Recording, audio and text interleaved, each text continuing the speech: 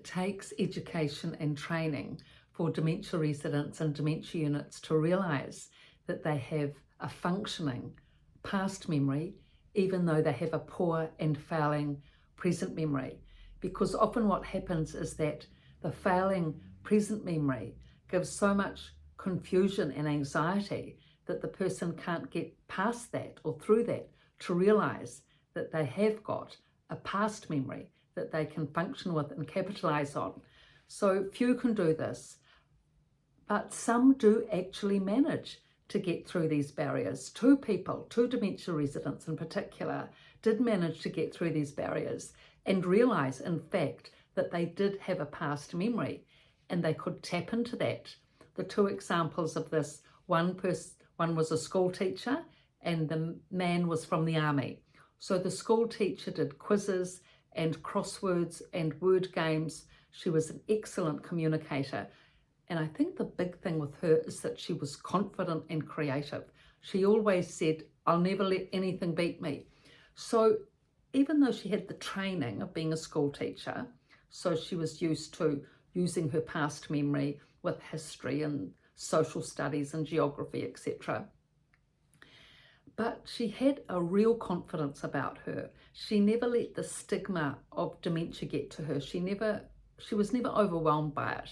And because she liked quizzes and crosswords anyway, which is always a good thing, which tapped into history a lot of the time and past memory, she was therefore able to realise that, okay, so I can remember the past because I can do these quizzes and crosswords. So, you know, I'm thinking things through.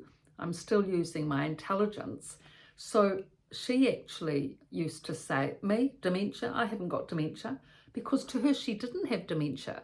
She could do these crosswords and quizzes. She could read. She could communicate well. So what was the problem? Of course, she couldn't remember where her room was and she needed help with all her cares, but still, she was getting around it. And so she was really clever being able to rise above that. And I really think not just having the intellectual capacity and the training as a teacher to know she had a past memory, she could tap into and continue with her quizzes and crosswords, but the confidence to rise above the dementia and the creativity to work out, yes, she could tap into past memory. So all that combination really worked for her. The other man who was able to work with his past memory and switch around or bypass the present memory was from the army. And in a different manner, he went about tapping into his past memory. He would just lie on his bed and think about the war days, think about the army history training, right back from Mohenjo-Daro and Mesopotamia, right through to rockets in the present day. He'd just sit and think. Remarkable how he could keep that activated, his thinking. No reading, no watching TV, quizzes at night, and the news. That was all he'd watch. But other than that, thinking and observing. He had the most amazing retention.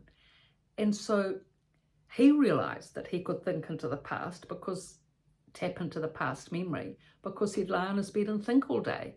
And the reason why I knew that he had this fabulous past memory is because at the workshops, I was able to work with him all the time.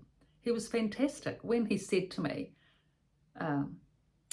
Mesopotamia, oh yes, the Tigris and Euphrates, the two rivers. When he said that, I knew, oh, okay, not many people would know that, those two rivers, Tigris and Euphrates. Hope I'm saying that right, Euphrates of Mesopotamia. Very few people would know that. But he said, army history taught me everything. All the army history, he said, it taught me everything. So his memory was intact. He was really confident and a clear thinker. And so he just tapped into that past memory. He realised he had dementia, but of course hardly ever said it. People in dementia units don't like using the word dementia, just memory loss. He realised that he had present memory loss, but would always just find a way to get around it.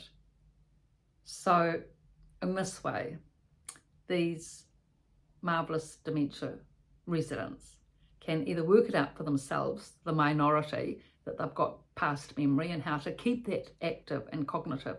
And it is important to keep it active because it helps in so many ways, activating this cognition. It helps in confidence and being able to think and able to remember. It helps in reminiscing. It helps in crosswords and quizzes and activities in the dementia unit. Goes on all day. Helps in conversation with friends and family if they bring up the topics and if they're interested in the topics, that being the main point. It is very good if friends and family can be interested in these past historical topics to learn, think and engage with the dementia resident and not to tap into present memory stuff like what you did this morning and what you did yesterday, because they won't remember, and that just brings in a decline in the spark that they'll have when they think about historical things and tapping into that present memory. That's where all the positivity and happiness and confidence is. Just bypass all the present memory stuff. It's really not worth tapping into because it's a declining function. And once you get into that mode of thinking, okay, tapping into the past, bypass present memory, then you'll be able to have good, lovely, happy conversations with these marvellous dementia residents. So I've written about these topics in both books, The Resident's Voice and The Resident's Rise, both on Amazon, both on my website, pietavalentine.com. Thank you for your viewing and your likes. All of you out there in Australia and America, wonderful young people out there taking an interest in this topic of dementia, and all the grandparents, grandfathers and grandmothers, no doubt. I'm so pleased that the younger generation are taking an interest in this topic. I can see all this on my analytics in TikTok and YouTube. So thank you, thank you. It's so appreciated. You can't imagine how much I appreciate this and how much the dementia community will appreciate in time your support. Thank you.